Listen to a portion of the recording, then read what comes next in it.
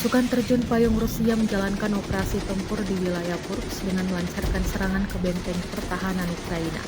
Dalam aksi ini mereka berhasil menyerbu posisi lawan serta mengklaim sukses menangkap sejumlah tentara Ukraina.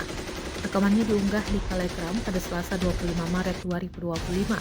Serangan tersebut mendapat dukungan penuh dari unit tank yang menembaki benteng lawan secara intens.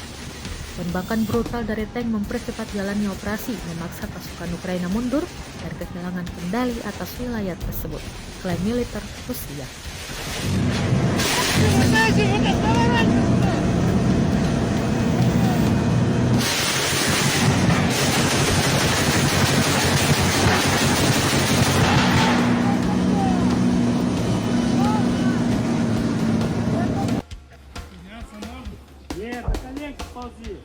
Ебать свои. Уже давно, сука, тут. По тебе видно по твоей бороде, ебаная. Да мужики, Давай, ну вот. Украина. Блядь. Пожалуйста, не убивай. Ложись! Ложись! Ложись, блядь, на пузо.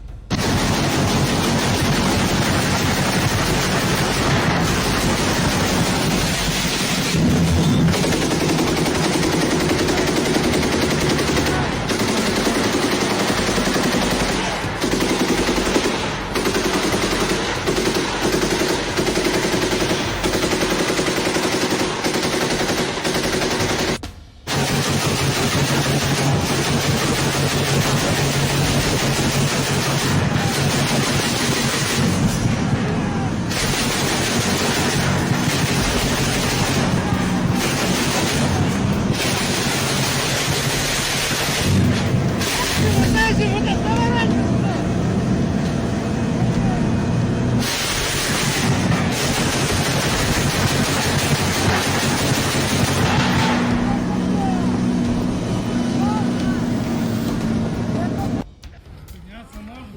Нет, на колени ползи. Ебать свои. Уже давно, сука, тут. По тебе видно по твоей бороде, ебаная. Да мужики, Давай, ну вот. Украина. Блядь. Пожалуйста, не убивай. Ложись!